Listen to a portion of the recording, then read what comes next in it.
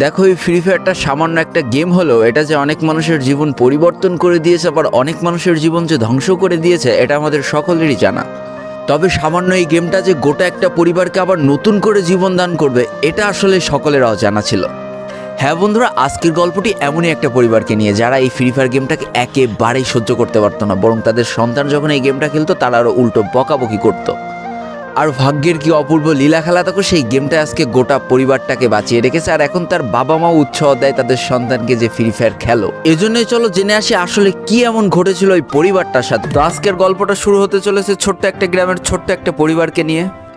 বাবা মা এবং তাদের দুই সন্তান অর্থাৎ দুই ভাই, ছোট্ট একটা পরিবার, খুব সুন্দরভাবে তাদের জীবনযাত্রা চলে যাচ্ছিল। বড় ভাই একটা কোম্পানিতে লেবারের চাকরি করে, বাবা কৃষিকাজ করে, আর তাদের ছোট সন্তান অর্থাৎ ছোট ছেলে কিন্তু ক্লাস 8-এ পড়াশোনা করে। দারিদ্রতার বেড়াজালে আটকে পড়া পরিবারকে সাপোর্ট দেওয়ার জন্য তাদের বড় ভাইকে খুব অল্প বয়সে কাজে চলে যেতে হয়েছে। এই জন্য বড় ভাইয়ের পড়াশোনাটা ঠিকমতো হয়ে ওঠেনি। তবে বাবা মার একটাই স্বপ্ন ছিল যে তাদের ছোট সন্তান অর্থাৎ ছোট ছেলে যাতে উচ্চশিক্ষায় শিক্ষিত হয়। এই জন্য বাবা কৃষিকাজ করলেও সারাদিন মাঠে তুমুল কষ্ট করে এসে বাসায় যখন এসে দেখতো তাদের ছোট সন্তান পড়াশোনা করতেছে, সমস্ত কষ্ট এক চান্সে দূর হয়ে যেত।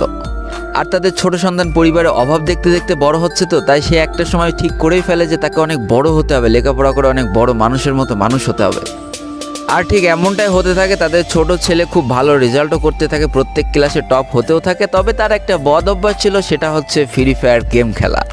করোনা চলার সময় যখন তার স্কুল বন্ধ হয়ে যায়, তখন তার বাবা এবং বড় ভাইয়ের জমানো কিছু টাকা দিয়ে তাকে একটা ফোন কিনে দেওয়া হয় অনলাইনে ক্লাস করার জন্য। তার ফোনটা ছিল 3 GB র্যামের একটা ফোন। তবে এইখান থেকেই তার ফ্রি ফায়ার গেমের সাথে পরিচয় হওয়া। সারাদিন পড়াশোনার ফাঁকে সময় পেলেই সে ফ্রি ফায়ার গেম নিয়ে বসে পড়তো। আগে যেমন বাইরে খেলাধুলা করতো, এখন সে আর বাইরে খেলাধুলা করে না, ঘরে বসে সারাদিন ফোন টিপে আর ফোনে গেম খেলে।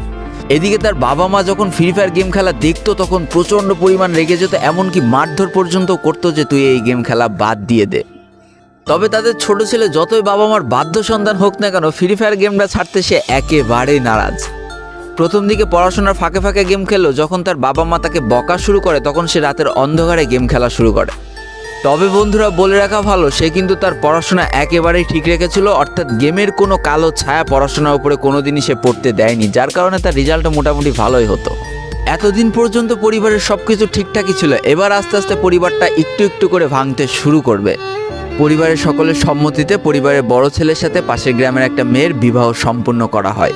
আর যেন বিবাহের কয়েক মাস যেতে না যেতে বড় ভাইয়ের পরিবর্তন লক্ষ্য করতে শুরু করা যায়। এতদিন ছোট ভাইয়ের পড়াশোনা খরচ বড় ভাই আর বাবা মিলে চালিয়ে আসলো, এখন আর বড় ভাই কিন্তু ছোট ভাইয়ের পড়াশোনা খরচ দিতে রাজি হয় না। তবে তাতেও খুব একটা ফারাক পড়ে না, কারণ তাদের বাবা এখনও শক্তভাবে তাদের পরিবারটাকে ধরে রেখেছে। অর্থাৎ বাবা কিন্তু কৃষিকাজ করে তাদের পরিবারটা খুব সুন্দরভাবে চালিয়ে নিচ্ছিল। তবে বলে রাখা ভালো, হাতের 5টা আঙুল যেমন এক হয় না, পরিবারের প্রত্যেকটা সন্তানের মন মানসিকতাও কিন্তু এক হয় না। কিছুদিন পর বড় ভাই পুরোপুরি আলাদা হয়ে যায়, তার বউকে নিয়ে নতুন করে সংসার তৈরি করে। এমনকি একটা পর্যায়ে যে বড় ভাই তার পরিবারকে অস্বীকার করে দেয়, অর্থাৎ একটা টাকাও আর পরিবারে দিত না, সমস্ত টাকা সে নিজের সংসারেই খরচ করত। 4 জনের পরিবারটা ভেঙে যায় এখন 3 জনের পরিবার হয়ে গেল, বাবা মা আর তাদের ছোট সন্তান। এখন পুরো পরিবারের দায়িত্বটা বাবার উপরে পড়ায়। দিনরাত 24টা ঘন্টা হাড় ভাঙা খাটুনি করা শুরু করে দেয় তাদের বৃদ্ধ বাবা। এদিকে তাদের ছোট সন্তান সবটা কাছ থেকে দেখে অনেক কষ্ট পেত, তারপরেও তার করার কিছুই ছিল না, তাকে পড়াশোনাটা চালিয়ে যেতেই হবে, কারণ বাবা মার একমাত্র স্বপ্ন তাকে পড়াশোনা করে মানুষের মতো মানুষ হতে হবে। এদিকে বলে রাখা ভালো, পড়াশোনার পাশাপাশি কিন্তু সে ফ্রি ফায়ার গেমটা অনেক ভালো মতো খেলা শিখে গিয়েছিল। তার 3 GB র্যামের ফোন একটু ল্যাগ দিলেও মোটামুটি ভালোই খেলা যেত স্মুথ গ্রাফিক্সে। এমনকি সে আস্তে আস্তে টুর্নামেন্ট খেলাও শুরু করে। আর এখান থেকে যে টাকায় পেত, 50 টাকা, 100 টাকা, 200 টাকা যা পেত, সেই টাকাতে তার পরীক্ষার বই খাতা কিনত, যাতে তার বাবার একটু কম পরিশ্রম করা লাগে, কম খাটনি করা লাগে। হাই রে, পরিবারের বড় ছেলে পরিবার থেকে আলাদা হয়ে গেল, আর ছোট ছেলে চিন্তা করছে বাবার কিভাবে কষ্ট কম করা লাগবে। এরই মাঝে সে একদিন চিন্তা করে, সে তো টুর্নামেন্টে অনেক ভালো পারফরমেন্স করছে, তাহলে তার একটা ইউটিউব চ্যানেল খোলার দরকার। অন্তত টুর্নামেন্টের ওই ম্যাচগুলো ইউটিউবে ছাড়লো, যদি কপালে ভালো কিছু লেখা থাকে। এমনই একদিন তার একটা টুর্নামেন্ট চলছিল, সে বারান্দায় বসে বসে টুর্নামেন্টটা খেলছিল। আর ঠিক সেই সময় তার বাবা হাড় ভাঙা খাটুনি করে মাঠ থেকে কেবলই বাসায় ঢুকছিল। এমন সময় তার ছেলের পড়াশোনা বাদ দিয়ে গেম খেলা দেখে বাবা প্রচণ্ড পরিমাণ রেগে যায়, আর ফোনটা ধরে একটা আছাড় মেরে দেয়, যার কারণে তার ডিসপ্লেটা ফেটে যায়। সেই দিন সে ভাঙা ফোনটা আঁকড়ে ধরে অঝরে কেঁদেছিল, তার সমস্ত স্বপ্ন যেন এক নিমিষেই শেষ হয়ে গিয়েছিল। তারপরে সে স্কুলে যাওয়ার জন্য যে টাকা পেত, সেই টাকাগুলো জমিয়ে জমে একটা সময় তার ফোনের ডিসপ্লেটা ঠিক করে। আর ডিসপ্লে ঠিক করতে 1500 টাকা লেগেছিল, আর সময় লেগেছিল প্রায় 4.5 মাস। আর এই 4.5 মাসে সেই ইউটিউব চ্যানেলের যে জিমেলটা ছিল সেই জিমেলটাও সে ভুলে যায়, অর্থাৎ তার ইউটিউব চ্যানেলটাও নষ্ট হয়ে যায়। কিন্তু পরিবারের ছোট সন্তানরা একটু ঘাটতারা হয়, কোনোভাবে কোনো কিছুতে হার মানতে রাজি হয় না, যেমন আমি। তাই সে আবারও ফ্রি ফায়ার খেলা শুরু করে, আবারও নতুন করে ইউটিউব চ্যানেল খোলা শুরু করে। সব কিছু মোটামুটি ঠিকই চলছিল, পড়াশোনা সে আগের মতোই চলতেছে, এইদিকে টুর্নামেন্টও চলতেছে, এইদিকে ইউটিউবে আস্তে আস্তে তার সাবস্ক্রাইবারও বাড়া শুরু করে, একটা দুইটা এমন করতে করতে। কিন্তু হঠাৎ করে তাদের পরিবারটা জীবনের সব থেকে বড় একটা ধাক্কা খায়। যেহেতু তাদের বাবা কৃষিকাজ করে তাদের পরিবার চালাতে হিমশিম খাচ্ছিল, পরিবারের এত প্রেশার, 24 ঘন্টা হাড় ভাঙা খাটুনি করতে করতে একটা দিন হঠাৎ করে উনি প্যারালাইসিস হয়ে যায়। তার ডান পাশের হাত এবং পা পড়ে যায়, যার কারণে সে একেবারে অক্ষম হয়ে পড়ে। আর এটাই ছিল তাদের পরিবারের সব থেকে বড় কালো অধ্যায়।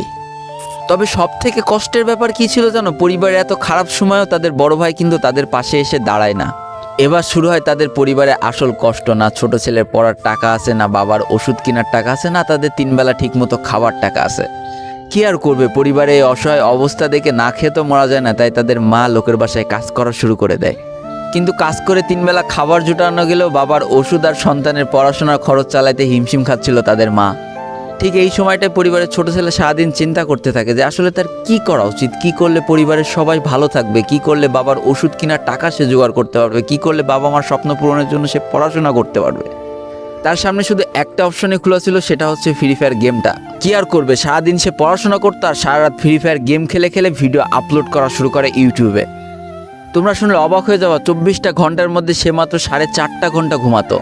দিনের বেলা স্কুলে থাকতো, স্কুল থেকে এসে সে একটা চার দোকানে কাজ করতো, চার দোকান থেকে বাসায় এসে পড়াশোনা করতো, পড়াশোনার পরে রাত্রেবেলা ফ্রি ফায়ার গেম খেলে ভিডিও আপলোড করতো। সৃষ্টিকর্তা হয়তো তাদের কষ্টটা দেখেছিল, তাই তার বেশি দিন কষ্ট করা লাগেনি। 4.5 মাসের মাথায় তার একটা ভিডিও ভাইরাল হয়ে যায়। ব্যাস, লাইফের মোড়টা এইখান থেকে ঘুরে গিয়েছিল। তোমরা সকলের জন্য একটা ভিডিও ভাইরাল হলে আসলে কি হয়, সব জায়গায় তার নাম ছড়িয়ে যায়, মানুষ আস্তে আস্তে তার ভিডিও দেখতে শুরু করে, তাকে পছন্দ করতে শুরু করে, তার গেম প্লে ভালো লাগতে শুরু করে। একটা সময় সে একটা ভালো প্লেয়ার হয়ে যায়। আর সে জীবনের প্রথম পেমেন্ট পেয়েছিল 12,500 টাকার, যেখান থেকে 7,000 টাকার তার বাবার জন্য ওষুধ কিনে দিয়েছিল, আর বাকি টাকাটা তার আম্মুর হাতে তুলে দিয়েছিল। তারপর থেকে তার মাসিক বেতন কখনো ওই 12,000 টাকার থেকে কমেনি, বাড়তে বাড়তে একটা সময় তার মাসিক বেতন দাঁড়ায় 1 লাখ টাকা, যেটা ছিল তাদের পরিবারের জন্য অবিশ্বাস্য একটা ব্যাপার। যেই পরিবারটা না খেতে পেয়ে প্রায় মরার মতো অবস্থা হয়ে গিয়েছিল, সেই পরিবারটা আজকে কোথা থেকে কোথায় যেয়ে দাঁড়ালো।